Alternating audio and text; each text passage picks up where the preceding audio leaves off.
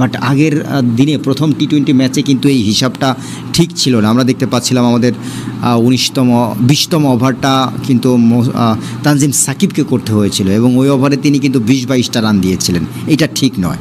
শেষ দুটো ওভার আমাদের তাসকিন এবং মুস্তাফিজের করা উচিত। আসলে আমি তাসকিনের উপরেও অনেকটা ভরসা রাখি না অনেক সময়। যাচ্ছেন তাসকিন 19তম ওভারের প্রথম বলটা নিয়ে প্রস্তুত। রোস্টন চেজ রাউন্ড দ্য উইকেটে গিয়ে বল করলেন, ফুল টস দিলেন। এই যে প্রথম বলই দেখুন ফুল টস দিয়ে ফেলেছেন, বাউন্ডারি হবে না মনে হচ্ছে। ভাইরে ভাই, একটা দুটো রান হয়ে গেছে। তাসকিনের এই যে বাজে অভ্যাস, ফুল টস আপনি কেন দেন? প্রথম দিকে তাসকিন খুব ভালো বল করে, আগুন ঝরা বল করে, বিশেষ করে শুরুটা। সো এই কারণে আসলে তাসকিনকে না ওর পুরো 10 ওভার বা 4 ওভার শেষ করে দেওয়া উচিত। কোনোভাবেই তাকে অন্তত এই শেষ দিকে আনা উচিত নয়। উনি ফুল টস প্রচুর পরিমাণে দেন অথবা শর্ট পিচ টাইপের বল দেন, মানে হয় শর্ট পিচ অথবা ফুল টস, হয় ব্যাটসম্যানের সামনে ফেলেন অথবা একেবারে মানে কি বলবো অনেক শর্ট পিচ দিয়ে ফেলেন। এটা ঠিক নয় অবশ্যই। যাচ্ছেন তাসকিন ওভারের পরবর্তী বলটা নিয়ে। তাসকিন যাচ্ছেন ওভারের পরবর্তী বলটা নিয়ে বল করলেন। এবারে কিন্তু মিড উইকেট অঞ্চল দিয়ে খেলেছেন, বাউন্ডারি হবে না, ফিল্ডার আছেন বলের লাইনে। ইয়েস, দারুণ দারুণ দারুণ, রিয়েলি দারুণ। 137 6 উইকেটের বিনিময়ে ওয়েস্ট ইন্ডিজ, 137 উইকেটের বিনিময়ে ওয়েস্ট ইন্ডিজ। তাসকিন যাচ্ছেন আবার 3 নম্বর বলটি করবার জন্য। প্রস্তুত ব্যাটসম্যান রোমারিও শেফার্ডকে আমরা এই মুহূর্তে লক্ষ্য করছি। সবাই ঝড়ের গতিতে লাইক করে দিবেন অবশ্যই। এই মুহূর্তে দেখতে পাচ্ছি শহীদুল মোল্লা কমেন্টস করেছেন, ব্যবসা ছেড়ে তিনি খেলা দেখছেন, ফরিদপুর থেকে যুক্ত হলেন। পরবর্তী বলটা এবারে ক্যাচ, কে ধরবেন? বাউন্ডারি হয়ে যেতে পারে, পিছু পিছু ফিল্ডার, কিন্তু না। ওরে ভাই, এই সময়ে এই ফার্স্ট স্লিপ অঞ্চল বা থার্ড ম্যানে এই জায়গা থেকে কিন্তু বাউন্ডারি হয়ই। আসলে তাসকিনকে ওই লেভেলের ভালো বল করতে হবে। আসলে উনি টোটালি একটা শর্ট পিচ টাইপের বল দিয়েছেন, যেটা কোনো বলেরই জাত না। আসলে ওই যে বললাম একটু আগে, হয় উনি ফুল টস দেন, না হয় শর্ট পিচ দেন। এই শেষ দিকে তাসকিনের এই বাজে অভ্যাস ভাই যাবে না। ইভেন আমাদের কোচেসরা, ক্যাপ্টেন্স, টিম ম্যানেজমেন্টে কারা আছেন জানি না, কাজ করে, গুড লেন্থে দেন ভাই, অথবা ইয়র্কা দেন, দেখেন কাজ হয়ে যাবে। তাসকিন ওভারে 4র্থ ওভার বলটা করবেন। প্রস্তুত রোমারিও শেফার্ড। এবারে অবশ্য কিছুটা ইনসাইড এজের মতো, তবে একটার বেশি রান দিবেন না, সেটাই হলো। 142 6 উইকেটের বিনিময়ে, 142 6টা উইকেটের বিনিময়ে। আচ্ছা তাসকিন, ওকে আমি কাট করিনি তাই তো? তাসকিন, ওকে সরি, ছবিটা ভিন্ন ছিল। সো আমরা দেখতে পাচ্ছি গুরুপদ পাল তিনি কমেন্টস করলেন, থ্যাংক ইউ। তাসকিন যাচ্ছেন ওভারের 5ম বলটা নিয়ে। প্রস্তুত ব্যাটসম্যান রোস্টন চেজ 11 বলে 12টি রান করেছেন, 11 বলে 12টি রান।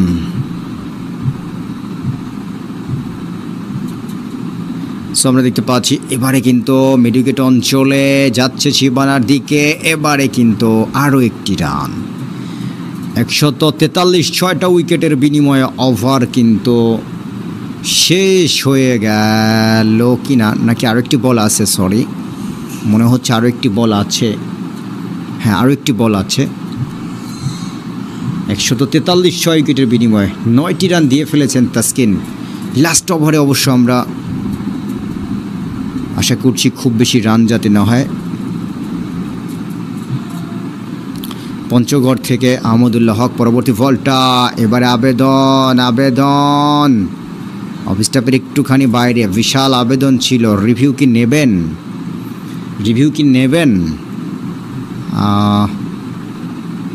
মনে হচ্ছে না।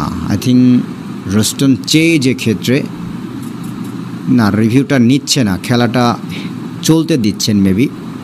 19 ওভারে 144 6 উইকেটের বিনিময়ে। সো লাস্ট ওভার দেখুন, বাংলাদেশের বোলাররা আফগানিস্তানকে তো দেখেছেন, বাংলাদেশের বোলিংয়ের এগেনস্টে 156-র বেশি রান করতেই পারেনি সংযুক্ত আরব আমিরাতে। খুবই ভালো ছিল আসলে। বাংলাদেশের বোলিংটা ভালোই হয় আসলে, ব্যাটিংটা ভালো হচ্ছে না। আমাদের সালাউদ্দিন একটা আছে না, সালাউদ্দিন, এই ব্যাটা যতদিনে বাংলাদেশের আই থিঙ্ক বাংলাদেশ ক্রিকেটে ঢুকেছে, আই থিঙ্ক বাংলাদেশের কোচিং প্যানেলে তিনি যতদিন ধরে এন্ট্রি নিয়েছে, এরপর থেকেই বাংলাদেশের ব্যাটিং ধস, একেবারে ব্যাটিংটা ভুলে গেছে বাংলাদেশ। ওনাকে আগে দল থেকে বার করে দেওয়া দরকার সবার আগে।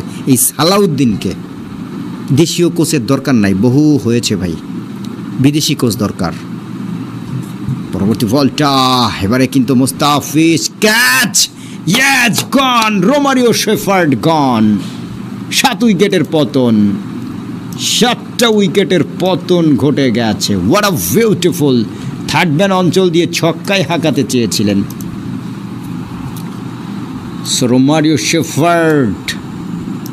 রোমারিও শেফার্ড, তিনি কিন্তু আউট হয়ে গেলেন। অসাধারণ, রিয়েলি। সো অপ্রিয় ভাইয়েরা যারা যুক্ত হয়েছেন আমাদের সাথে, দয়া করে লাইক বাটনটা অবশ্যই প্রেস করে দেবেন। দেখা যাক 144, 7টা উইকেটের বিনিময়ে ওয়েস্ট ইন্ডিজ। আর মাত্র 5টি ওভারের খেলা, 5টি বলের খেলা বাকি রয়েছে, অনলি 5টি বলের খেলা। প্রিয় ভাইয়েরা দেখছেন cricket news BD YouTube channel, আমি আর জে রাসেল আছি। এখনও যারা চ্যানেলটি সাবস্ক্রাইব করেননি, দয়া করে অবশ্যই চ্যানেলটি সাবস্ক্রাইব করে দিবেন আশা করছি। হার্ডি ফাকে হাজার ব্রাদার্স আমরা দেখতে পাচ্ছি।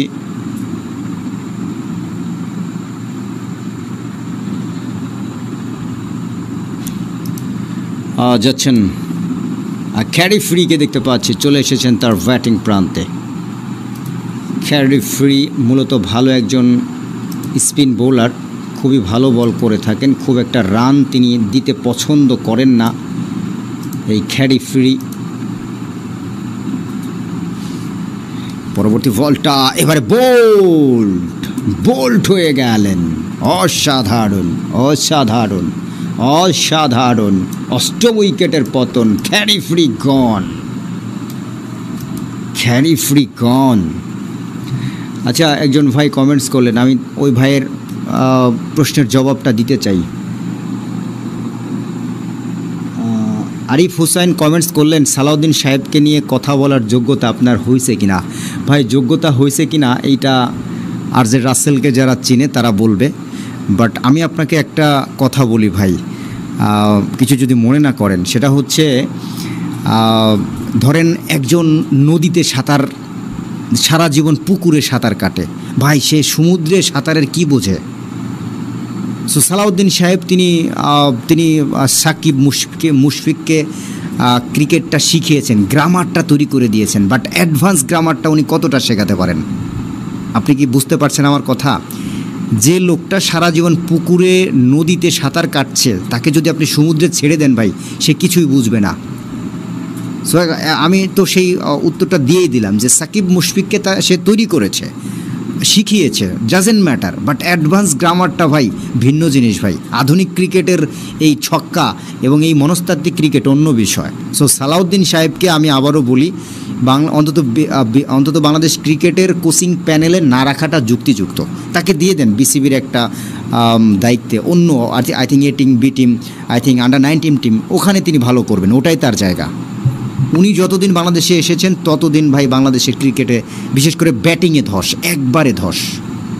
উনি তো সহকারী হেড কোচ, ব্যাটিং কোচ, কী করছেন ভাই বাংলাদেশ দলের জন্য?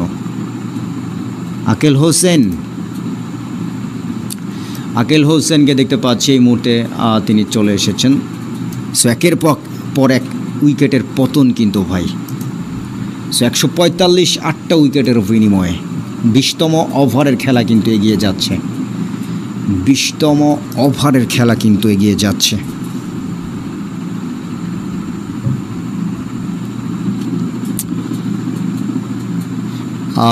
আরাফাত গেমিং বলেছেন ফিজকে নিয়ে একটু প্রশংসা করেন। করবো না ভাই, আপনারা সবাই না করেন যে ভাই কাউকে নিয়ে প্রশংসা করেন না। ফিজ ভালো খেলছে, দ্যাটস ইট, এটাতেই থাক। পরবর্তী বলটা এবারে কিন্তু তুলে মেরেছেন, এবারে ফিল্ডার নেই কেউ সীমানার বাইরে 4টি রানের জন্য। ভাই বাউন্ডারিটা হওয়াতে খুবই কষ্ট পেলাম, কারণ 150-এর নিচে হয়তো আটকেই রাখতে পারতাম। বল সীমানার বাইরে 4টি রানের জন্য।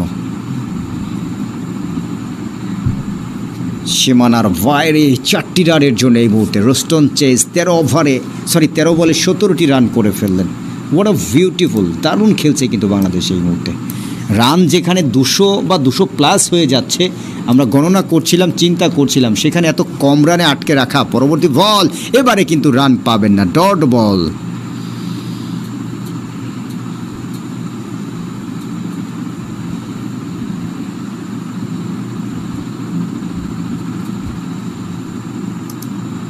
আজি ভাই, এই যে একটা ভাই কমেন্টস করলেন, জুয়েল ভাই বলেছেন দেশীয় কোচ যারা আছে তারা বিভিন্ন ফ্রাঞ্চাইজি লিগে কোচিং করায়, ওইটাই তাদের যোগ্যতা। হ্যাঁ, আমিও সেটাই মনে করি।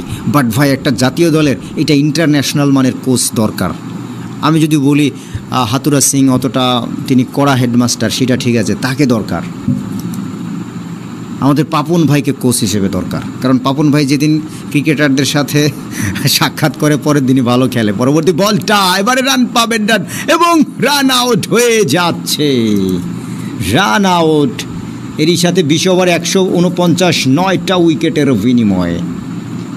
ও মাই গুডনেস, কতটা দারুণ খেললেন, রিয়েলি কতটা দারুণ খেললো ভাই বাংলাদেশ। মানে অস্থির লেভেলের একটা ক্রিকেট আমরা দেখতে পাচ্ছি। লাস্ট ওভারে, এই ওভারে 3টা উইকেট এবং লাস্ট ওভারে আমরা দেখতে পাচ্ছি মাত্র 5টা রান। হোয়াট আ বিউটিফুল ভাই, কি দেখছি, অস্থির লেভেলের একটা ফিনিশ দেখলাম। মাত্র 149-এ কিন্তু আটকে রাখতে সক্ষম হলো। অনলি 149 রানস, অসাধারণ অসাধারণ। সো প্রিয় ভাইয়েরা যারা যুক্ত হয়েছেন আমাদের সাথে, আমরা একটুখানি আপনাদেরকে বাংলাদেশের সোনার ছেলেদের কেমন ছিল পারফরমেন্স একটুখানি আপনাদেরকে জানাই। সত্যি আজকে আমরা যেটা দেখলাম, মানে এক কথায় অসাধারণ, এবং এটাই আসলে দরকার যেটা বাংলাদেশ দল করলো। 149, আই থিঙ্ক বাংলাদেশকে জেতার জন্য 150টি রানের প্রয়োজন হবে। ভাই, আজকে কি বাংলাদেশ দল জিততে পারবে? আমি আশা করছি আজকে বাংলাদেশের জেতা উচিত, আজকে অন্তত বাংলাদেশের জেতা উচিত, এটা আমার কাছে মনে হচ্ছে। সো দেখা যাক শেষ পর্যন্ত বাংলাদেশ দল আজকের এই ম্যাচটাতে জয়লাভ করতে পারে কি না। তবে বাংলাদেশ দল কিন্তু খুবই ভালো খেলেছে, এইটাও কিন্তু অবশ্যই মানতে হবে। সো আমরা একটুখানি আপনাদেরকে জানাতে চাই আসলে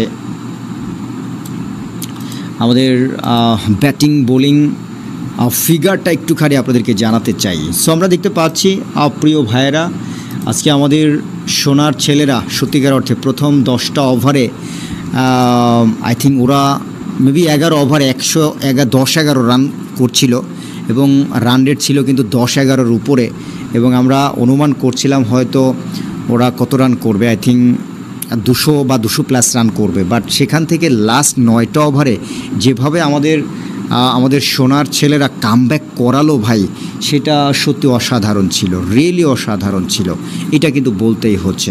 সো আমরা প্রিয় দর্শক ভাই বন্ধু প্রত্যাশা করছি অবশ্যই এই যে মাত্র খুবই কম রানের একটা টার্গেট, এটাতে অবশ্যই জিততে হবে, জয়লাভ করতে হবে, এবং টার্গেটটা মাত্র 150 রানের। দেখা যাক এখন আমাদের সোনার ছেলেরা কতটা কি করতে পারে। সো আমি একটুখানি আমাদের বোলিং ফিগারটা জানাতে চাই। তানজিম হাসান সাকিব তিনি 4 ওভার বল করে 23 রান দিয়ে উইকেট পাননি। Taskin Ahmed 3 over 28 run 1 wicket. Mustafizur Rahman 4 over 21 run 3 wicket. Nasum Ahmed 4 over 35 run 2 wicket. Saif Hasan 1 over 9 run, wicket নেই। Rishad Hossain 3 over 20 run 2 wicket, এবং Shamim Hossain Patwari 1 over 11 run, wicket নেই। সো প্রিয় ভাইয়েরা যারা যুক্ত হলেন আমাদের সাথে, নিঃসন্দেহে একটা দুর্দান্ত ম্যাচ আমরা দেখলাম। সো আজকে ইনশাল্লাহ আমাদের যারা ব্যাটসম্যান আছে একেবারেই কম টার্গেট। বাংলাদেশের যে প্রবলেমটা আমরা বরাবরই দেখে থাকি, টার্গেট যেদিন কম সেদিন 200 স্ট্রাইক রেটে ব্যাট করে, আর টার্গেট যেদিন বেশি সেদিন হচ্ছে কি বলবো, ধরেন 200, 180 বা 90 দরকার, প্রত্যেক ওভারে 4-5-এর বেশি রান নিতে চায় না। সো এই অবস্থা থেকে অবশ্যই বের হয়ে আসতে হবে। খুবই ছোট্ট একটা টার্গেট, এবং এই টার্গেটটা চেস করতে গেলে অবশ্যই আপনাকে সতর্কতার সাথে ব্যাটিং করতে হবে। প্রত্যেকটা ওভারে আই থিঙ্ক 5-6টা রান নিলেই হবে, বা 7টা রান নিলেই হবে। 20 ওভারে 149, তো অর্থাৎ প্রত্যেকটা ওভারে আপনি যদি 7টা করে রান নেন তাহলেই কিন্তু 140 হয়ে যাচ্ছে। সো আই থিঙ্ক বাংলাদেশ দল অবশ্যই সতর্কতার সাথে অবশ্যই ব্যাটিংটা করবে। আজকে বাংলাদেশ দলের একাদশে একটা পরিবর্তন, নুরুল হাসান সোহানকে বাদ দিয়ে আমরা লক্ষ্য করছিলাম অবশ্যই জাকির আলী অনেককে নেওয়া হয়েছে। জাকির আলী অনেক ধরেও খেলতে পারেন, পিটিও খেলতে পারেন, এটা তার স্পেশাল গুণ। বাট আমরা আশা করছি আমাদের অন্তত প্রথম 2-3টা উইকেটেই আমরা জয়ের কাছাকাছি চলে যাব, সেটা আমরা প্রত্যাশা করছি। সো ওয়েস্ট ইন্ডিজের আমরা দেখতে পাচ্ছি আমরা ব্যাটিং কার্ডটা বলবো, ব্র্যান্ডন কিং 1, আলী কাথানেস 52, শাইহে 55। এছাড়া আর যারা রয়েছে তারা কিন্তু একেবারে মোবাইলের মতো 017XYZ অর্থাৎ মোবাইলের ডিজিটের মতো রান করেছেন, খুব একটা ভালো করতে পারেননি। আমরা একটুখানি আপনাদেরকে বাংলাদেশের বোলিং ফিগার আরও একবার জানাতে চাই। Tanzim Hasan Sakib 4 over 23 run, wicket নেই। Taskin Ahmed 3 over 28 run, 1 wicket. Mustafizur Rahman 4 over 21 run, 3 wicket. Nasum 4 over 35 run, 2 wicket. Saif Hasan 1 over 9 run, wicket নেই। Rishad Hossain 3 over 20 run, 2 wicket এবং Shamim Hossain 1 over 11 run, wicket নেই। সো ওয়েস্ট ইন্ডিজের প্রথম উইকেটের পতন ঘটে 1 রানে, দ্বিতীয় উইকেটের পতন ঘটে 11.2 বলে, তখন 106 রান, 2 উইকেট। বুঝতে পারছেন যে অন্তত 105 রানের একটা পার্টনারশিপ এবং সেটা মাত্র 10 ওভারে এবং আমরা 11.1 বলে যখন 106 রান, তখন আমরা ভেবেছিলাম যে অন্তত আরও 9 ওভারে অন্তত 90 করবে, আই থিঙ্ক 200 রান পার হয়ে যাবে। বাট সবাইকে অবাক করে দিয়ে আমরা লক্ষ্য করলাম বাংলাদেশ দল এই যে কামব্যাক করলো। আই থিঙ্ক লাস্ট ওয়েস্ট ইন্ডিজের আমরা দেখতে পাচ্ছি মাত্র 6 রান, এদিকে 49, আই থিঙ্ক 43টা রান তুলতে গিয়ে ওদের 9টা উইকেটের পতন ঘটেছে। আবারও বলি, ওয়েস্ট ইন্ডিজের লাস্ট 43টার রান নিতে গিয়ে 9 উইকেটের পতন ঘটেছে। এইটা হচ্ছে ভাই সবচেয়ে ভালো ব্যাপার। অর্থাৎ ওয়েস্ট ইন্ডিজের প্রথম উইকেটের পতন ঘটে 1 রানে, দ্বিতীয় উইকেটের পতন ঘটে 106 রানে, 3 নম্বর উইকেটের পতন ঘটে 106 রানে, এরপরে 112 রানে চতুর্থ উইকেট, 117 রানে পঞ্চম উইকেট, 118 রানে 6 উইকেট, 144 রানে 7 উইকেট, 144 রানে 8 উইকেট এবং 149 রানে 9 উইকেট।